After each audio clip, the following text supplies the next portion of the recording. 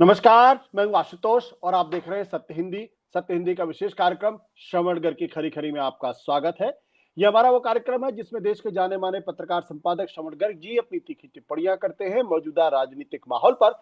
और उनकी तीखी टिप्पणियों से न तो सत्ता पक्ष बचता है न विपक्ष, दोनों ही तिलमिला के रह जाते हैं। आज फिर उनसे होंगे रूबरू और जानेंगे एक बेहद ही महत्वपूर्ण विषय पर उनकी राय। दरअसल देश के मुख्य न्यायाधीश वाईवी चंद्रचूड़ इस हफ्ते या 9 तारीख को रिटायर होने वाले हैं और उनकी जगह नए मुख्य न्यायाधीश अपना पदभार ग्रहण करेंगे। चंद्रचूड़ पिछले कई सालों में लंबे समय तक देश के मुख्य न्यायाधीश रहने वालों में से एक थे। लगभग 2 साल का उनका कार्यकाल था और उन्होंने मुख्य न्यायाधीश बनने के पहले बहुत सारी उम्मीदें जगाई। मुख्य न्यायाधीश के रहते हुए भी उन्होंने कुछ अच्छे काम किए जिसकी वजह से उनकी और पद की गरिमा भी बढ़ी। लेकिन पिछले कुछ महीनों से जिस तरीके से उनको लेके खबरें आ रही हैं और जिस तरीके से विवादों में पड़े, खासतौर पर प्रधानमंत्री नरेंद्र मोदी के उनके घर जाना गणेश पूजा के मौके पर और उसके बाद अयोध्या वर्डिक्ट के मसले पर उन्होंने जो टिप्पणी की उसने कई गहरे सवाल खड़े कर दिए हैं। और अब उनकी तीखी आलोचना भी हो रही है और यह भी कहा जा रहा है कि ऐसा तो नहीं कि वो जो पहले थे और वो जो अब दिखाई पड़ रहे हैं उनमें जमीन आसमान का फर्क है। और अब जो कुछ भी वो कह रहे हैं उसके पीछे एक सुनियोजित योजना भी हो सकती है और कुछ कारण भी हो सकते हैं। कुछ लोग तो ये भी कह रहे हैं कि शायद वो रिटायरमेंट के बाद कुछ पद की आकांक्षा लेकर भी शायद कुछ बातें कह रहे हैं। अब इसमें कितनी सच्चाई है मेरे लिए तो कहना बहुत मुश्किल काम है, लेकिन फिर भी वो इस वक्त विवादों में हैं। और जब वो विवाद में है तो भारत की जुडिशरी की निष्पक्षता, तटस्थता, ईमानदारी और उसकी गरिमा, इन पर भी गहरे सवाल खड़े हो जाते हैं। साथ ही साथ भारत के संविधान के तहत जो सेपरेशन ऑफ पावर है, जुडिशरी, एग्जीक्यूटिव और पार्लियामेंट के बीच का, वो संतुलन भी थोड़ा बिगड़ता हुआ दिखाई पड़ता है। इसलिए उन पर चर्चा करना जरूरी है और उन पर श्रवण जी से कौन बेहतर टिप्पणी कर सकता है, इसीलिए आज हम उनसे रूबरू होंगे और जानेंगे उनकी क्या राय है। सर, देखिए, एक तो चंद्रचूड़ जी के जाने के बाद या उनके अभी 9 तारीख तक रहते हुए भी न्यायपालिका पर कोई फर्क नहीं पड़ेगा। न्यायपालिका की गरिमा, संविधान के प्रति न्यायपालिका की आस्था, नागरिकों की न्यायपालिका में प्रतिबद्धता, एक व्यक्ति के आने और जाने से बहुत ज्यादा फर्क लंबे समय के लिए नहीं पड़ता है, थोड़े समय के लिए पड़ता है। इसलिए चंद्रचूड़ जी के जाने से या उनके काम करने के तरीके से न्यायपालिका का बहुत ज्यादा नुकसान हुआ है, मैं ऐसा नहीं मानता हूँ। ऐसा मेरा यकीन है, क्योंकि मैं चंद्रचूड़ को एक व्यक्ति के तौर पे मानना चाहता हूँ। मतलब वो चाहे निर्देश आदेश भगवान से लेते हो, मैं उसको भगवान नहीं मानता। देखिए, हम लोग चंद्रचूड़ जी को लेकर जो हमारे मन में भाव है वो निराशा का इसलिए है कि हमने बहुत सारी उम्मीदें उनसे कर रखी थी। अब हमारे प्रधानमंत्री जब 2014 में आए थे सत्ता में और उन्होंने जब शपथ ली थी राष्ट्रपति भवन के परिसर में, और सार्क देशों के तमाम शासनाध्यक्ष, राष्ट्राध्यक्ष उस समय उपस्थित थे, और फिर उनका जो चित्र है कि वो वहां से निकल के पार्लियामेंट हाउस में सीढ़ियों पर माथा टेकने का जो उनका है,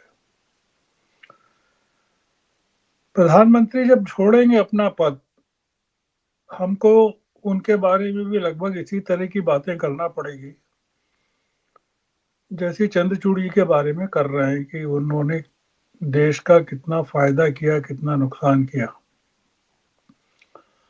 हो सकता है आशुतोष जी तब ये कहें कि मोदी जी ने कुछ फैसले तो अच्छे लिए, पर बाकी में उन्होंने भगवान का सहारा लिया, जैसा चंद्रचूड़ जी ले रहे हैं।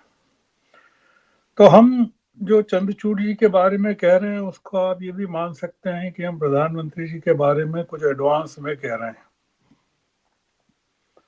जी। देखिए, चंद्रचूड़ जी ने जो नुकसान किया मैं उसको एक अलग तरीके से देखता हूँ। मतलब मैं न्यायपालिका को हुए नुकसान के तौर पर कम देखता हूँ, पर एक भावनाओं के स्तर पर या विश्वास के स्तर पर और यकीन के स्तर पर देश का जो नुकसान किया है उसकी तरफ मैं ज्यादा देखना चाहता हूँ।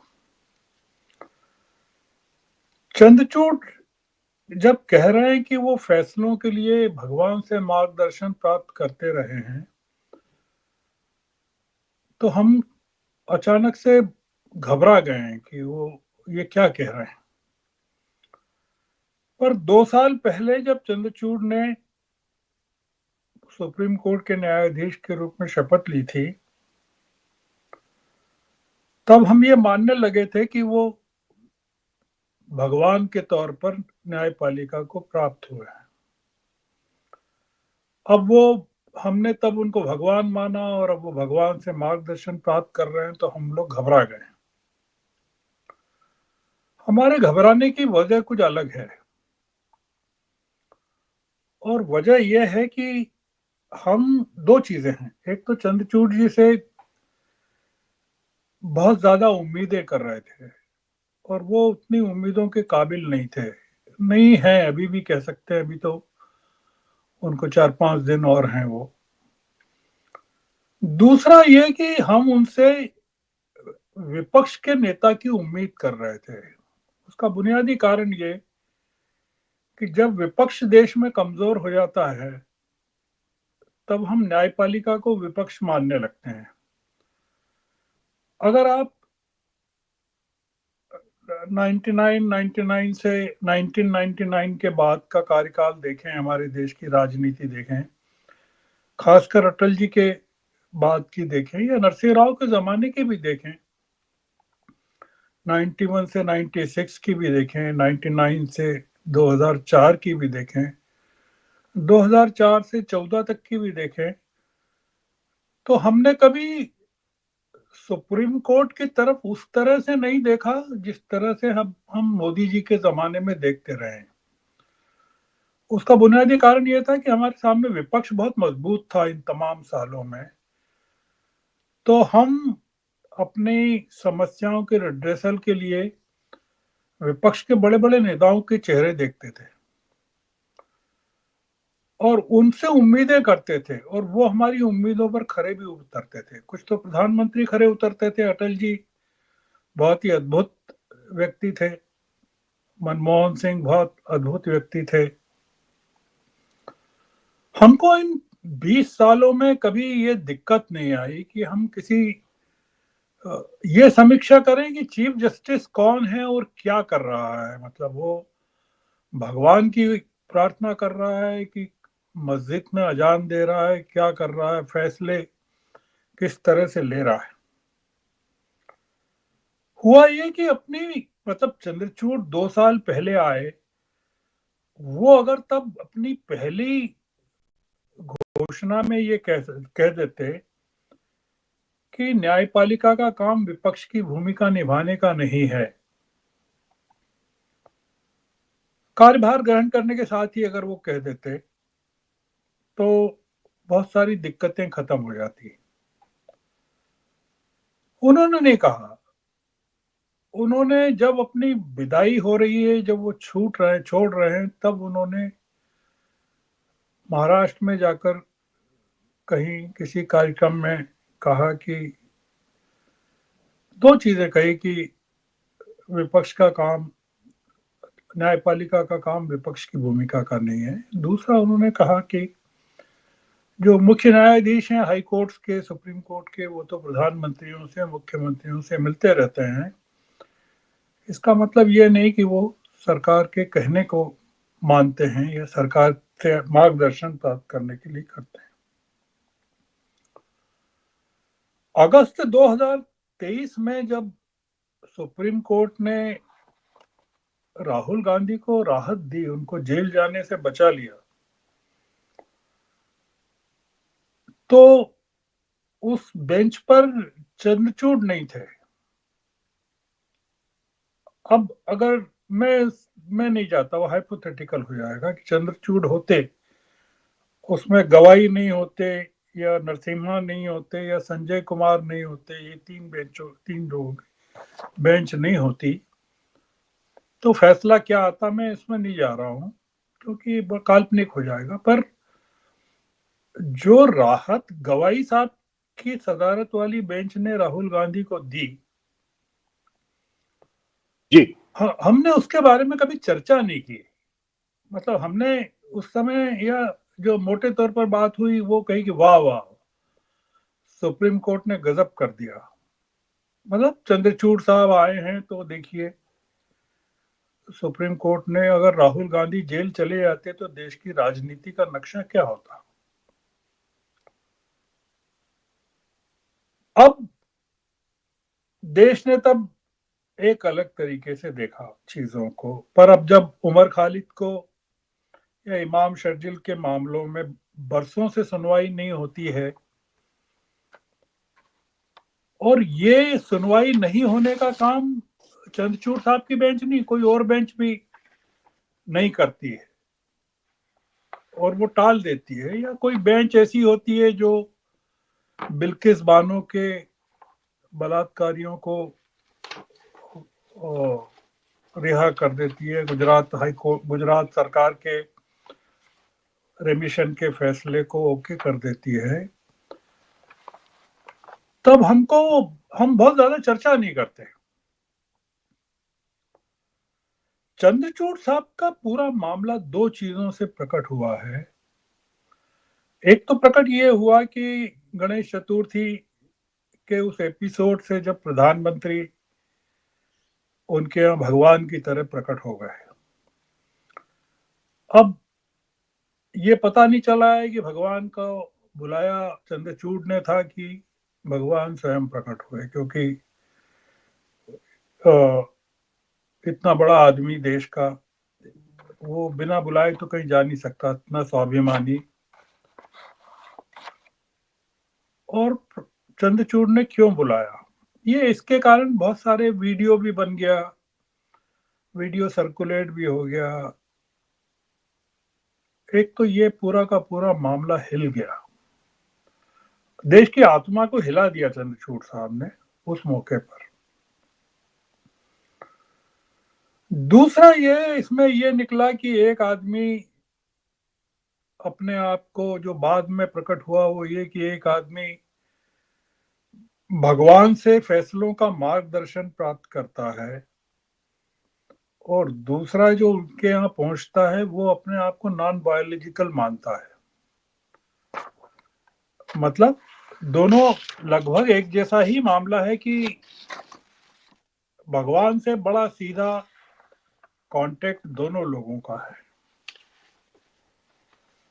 अब एक जो नया पेज गणेश चतुर्थी के बाद उन्होंने जो पैदा हो गया है हमारे सिस्टम में, वो ये हो गया है कि अयोध्या बाबरी मस्जिद का जो बड़ा फैसला था, विवादास्पद फैसला था,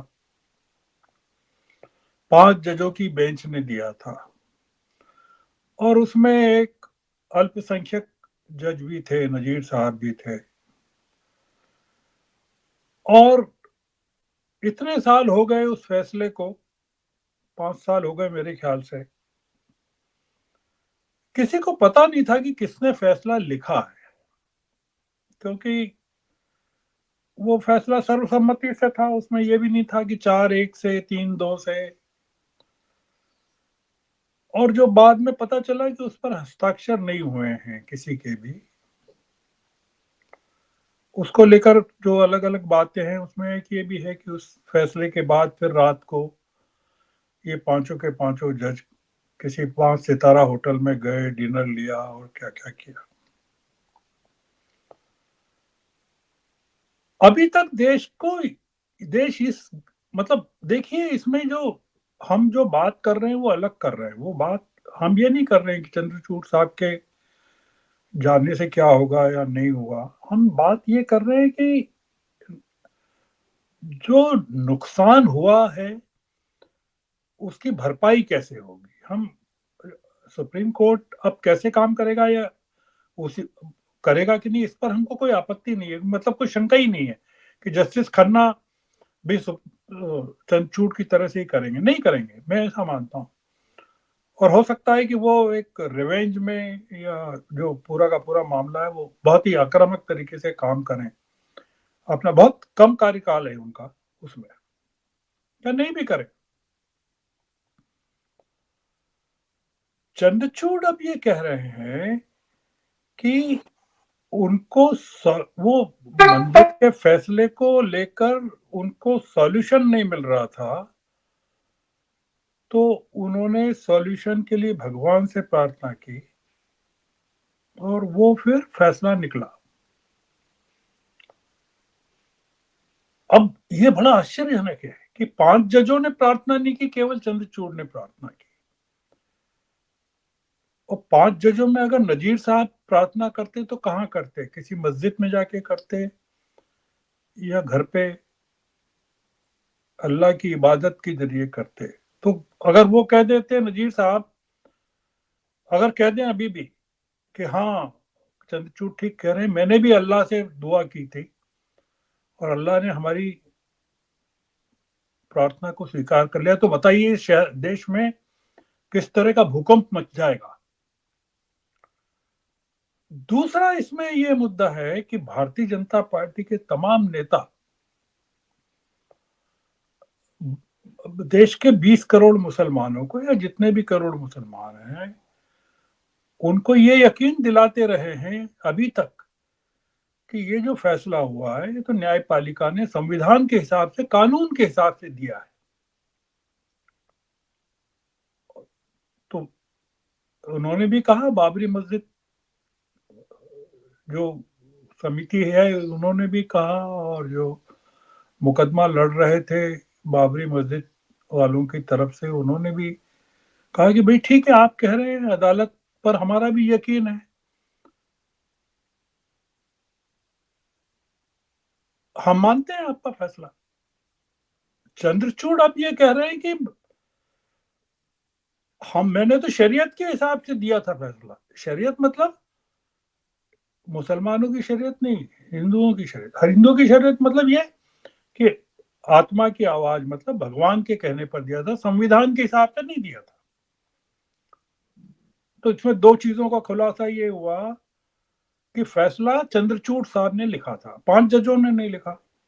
अगर वो ये कह रहे हैं कि सॉल्यूशन उन्होंने मांगा, तो इसका मतलब है कि सॉल्यूशन उन्होंने ढूंढा और उस सॉल्यूशन के साथ बाकी जजों ने अपनी सहमति व्यक्त की, मतलब आर्किटेक्ट चंद्रचूड़ साहब। अब इसमें पूरी पूरी अवमानना किसकी हुई? संविधान की हुई, न्यायपालिका की हुई, जुडिशरी की हुई कि जुडिशरी कानून के हिसाब से काम नहीं करती है, फेथ के हिसाब से काम करती है। तो इसका मतलब क्या कि जजेस चाहें और उनको कठिन से कठिन मामलों में कानून की किताबों में कोई सॉल्यूशन नहीं मिले तो वो भगवान से सॉल्यूशन प्राप्त कर सकते हैं, मतलब फेथ के आधार पर वो फैसले दे सकते हैं। अब भारतीय जनता पार्टी के इतने कार सेवकों ने इतना इतना बलिदान दिया। जो कार सेवक लौट रहे थे जहां गोधरा कांड हुआ और इतना बड़ा देश ने तबाही झेली 2003 में, इतना विध्वंस झेला, उस सबको अंडू कर दिया चंद्रचूड़ साहब के एक कथन ने कि वो फैसला तो भगवान ने उनको बताया था, मतलब ये फैसला न्यायपालिका का नहीं है, संविधान का नहीं है, कानून की किताबों का नहीं है। इसका मतलब ये कि सुप्रीम कोर्ट का कोई अल्पसंख्यक जज अगर बेंच पे बैठा हो और वो अगर ये कहे कि किसी धार्मिक मामले में, किसी मंदिर के मामले में ये कहे कि उसको तो सॉल्यूशन नमाज के दौरान मिला या चर्च में मिला या गुरुद्वारे में मिला, तो आप सोचिए कि क्या होगा, देश की राजनीति का क्या होगा। जी जी। भारत की पूरी राजनीति को चंद्रचूड़ साहब ने बहुसंख्यकवाद के आतंक में धकेल दिया या बहुसंख्यकवाद के फेथ में धकेल दिया। इसलिए क्या हो गया कि देश की मेजॉरिटी पॉपुलेशन को न्यायपालिका के के फेथ के एक्सप्रेशन में ग्लैमर नजर आने लगा। अरे वाह। और जो राहत की सांस भारतीय जनता पार्टी के लोगों ने, दक्षिण पंथ के लोगों ने प्रधानमंत्री के आरती उतारने को लेकर ली थी, उसका कंफर्मेशन हुआ चंद्र साहब ने जो कहा। जी। मुद्दा चंद्र साहब ने जो खड़ा किया वो ज्यादा गंभीर है। वो ये गंभीर है जिस पर बहस होनी चाहिए। मतलब मैं उस पर नहीं जा रहा हूं जो दुष्यंत दवे ने या और लोगों ने सेपरेशन ऑफ पावर्स की जो बात है कि जुडिशरी, एग्जीक्यूटिव और लेजिस्लेचर के, मैं उसमें नहीं जा रहा हूं। मैं उसमें जा रहा हूं कि देश में अगर संकट हो या डेमोक्रेसी खतरे में हो, जिसको अंग्रेजी में चैलेंजिंग टाइम्स कहते हैं, कि जब कार्यपालिका अधिनायकवाद की तरफ बढ़ रही हो, अपोजिशन की आवाज बंद की जा रही हो, जी। देश का प्रधानमंत्री विपक्ष को या विपक्ष की आवाज को अर्बन नक्सलवाद बता रहा हो, लोगों को जेलों में रखा जा रहा हो सालों तक, स्टेन स्वामी जैसे लोगों की मौत हो जाए, और लोग ह्यूमन राइट्स का, फंडामेंटल राइट्स का वायोलेशन हो, और लोग जब किसी एक संस्था की तरफ देखना चाहें आंख उठाकर कि यार हमारे पास तो, जैसे वो फिल्म का डायलॉग है ना, वो कहता है मेरे पास ये, मेरे पास ये, तेरे पास क्या, तो उसने कहा मेरे पास माँ है। दीवार फिल्म का जो अमिताभ बच्चन, तो हमारे देश का नागरिक कहता था तो कि मेरे पास जुडिशरी है, मेरे पास सुप्रीम कोर्ट है। अगर कोई पूछे कि तुम कैसे लड़ोगे अथॉरिटेरियनिज्म से, तो उन्होंने कहा नहीं, मेरे पास जुडिशरी है। अब आप क्या करेंगे? जुडिशरी ने कहा कि फेथ पर काम करिए, मार्गदर्शन भगवान से प्राप्त किए। मतलब ये कि उन्होंने कहा, चंद्रचूड़ साहब ने पूरी जुडिशरी को, हजारों लोगों को कह दिया कि आप तो फेथ पर काम करिए। कॉन्स्टिट्यूशन तो की जरूरत इसलिए नहीं है कि कॉन्स्टिट्यूशन को बदला जा सकता है। मतलब जो सरकार अथॉरिटी में, वो कह सकती है कि हम कॉन्स्टिट्यूशन बदल रहे हैं। तो इसलिए चूंकि सरकार जो सत्ता में, वो कॉन्स्टिट्यूशन बदल सकती है, इसलिए आपको तो कोर्ट्स की भी जरूरत नहीं है। मतलब कोर्ट्स भी हैं तो ठीक है, पर आप फेथ पर काम करें। तो फेथ पर कैसे काम करेंगे? अगर फेथ पर काम करना है तो फिर आपका शरीयत से विरोध क्यों है? शरीयत भी एक फेथ है। फिर आपको यूनिफॉर्म सिविल कोड क्यों चाहिए? तो ये जो एक जो बड़ा धक्का लगा है, मतलब मैं अपनी बात को रिपीट करना चाहता हूं कि सुप्रीम कोर्ट में हमारी आस्था कम नहीं होगी, और हम अपने न्यायाधीशों के प्रति रहेंगे, प्रतिबद्ध रहेंगे, क्योंकि सुप्रीम कोर्ट में बहुत अच्छे लोग भी हैं। ईमानदार लोग भी हैं। हमने आपातकाल में भी देखा किस तरह से जस्टिस खन्ना और जस्टिस तमाम लोगों ने विद्रोह किया सुपर सेशन के खिलाफ, एन राय का सबको जब लाए तब।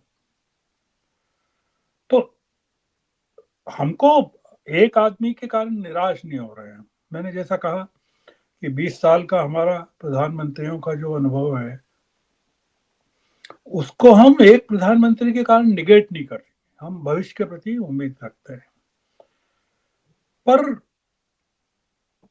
जो किया है उन्होंने, वो चंद्रचूड़ जी ने, वो एक थोड़ा सा तकलीफ का काम किया। मतलब इमोशनली देश को हर्ट किया है, और वो हर्ट किया उन्होंने जाते जाते।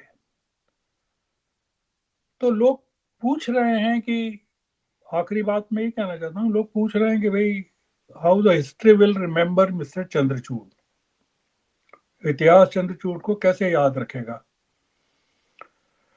तो इतिहास चंद्रचूड़ को वैसे ही याद रखेगा जैसे प्रधानमंत्री श्री नरेंद्र मोदी को याद रखेगा। तो इसलिए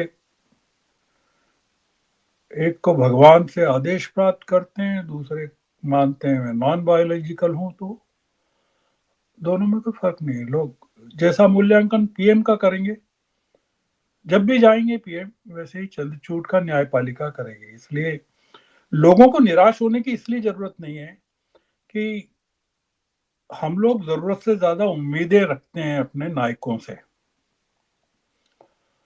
और हमने निराशा में से जब आदमी निकलता है तब अपने नायकों से ज्यादा उम्मीद रखता है। तो सुप्रीम कोर्ट का जस्टिस ठाकुर के बाद का जो कार्यकाल था सुप्रीम कोर्ट का, वो बहुत निराशाजनक था। उसके कारण लोग झुलसे हुए थे, आग से झुलसे हुए थे। उनको उनको लगा कि अरे यार, ये आदमी मरहम लेकर आया है।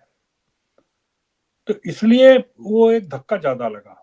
और हम लोग चूंकि एक मनमोहन सिंह, अटल बिहारी वाजपेयी, नरसिम्हा राव के राज से निकले थे, तो हमको लगा था कि ये जो मोदी जी गुजरात से निकल के आए हैं, तो इसलिए हमको ज्यादा दुखी होने की जरूरत नहीं है। इस देश में और जुडिशरी में बहुत इनहेरेंट ताकत है, वो काफी चीजों को जिंदा रखेगी। तो आज की चर्चा लंबी हो गई है, पर आप माफ करेंगे। नहीं, आज की चर्चा बहुत जरूरी थी, और जी, मुझे लगता है जो बातें आपने कही हैं उन बातें पर लोगों को गौर भी करना चाहिए और देखना चाहिए। सवाल किसी चंद्रचूड़ का, सवाल किसी नरेंद्र मोदी का नहीं है, सवाल उस पद पर बैठे हुए व्यक्ति का है, और संविधान की गरिमा और उसकी सर्वोच्चता का है। बहुत बहुत शुक्रिया सर, थैंक यू सर।